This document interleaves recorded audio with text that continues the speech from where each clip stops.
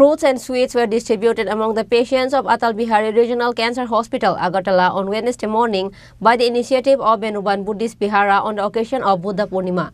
Agartala Benuban Buddhist Vihara has undertaken social programs on the occasion of Buddha Purnima. Fruit sweets were distributed among the patients of Atal Bihari Regional Cancer Hospital, Agartala, on Wednesday morning by the initiative of Benuban Buddhist Vihara. A monk of Benuban Vihar said that prayers have been made on this day so that all cancer sufferers get well. Buddhist Jubilee will be celebrated in Benuban Buddhist Vihara on Thursday. Governor Indrasena Reddy Nalu, Vice Chancellor of Tripura University, and others will be present.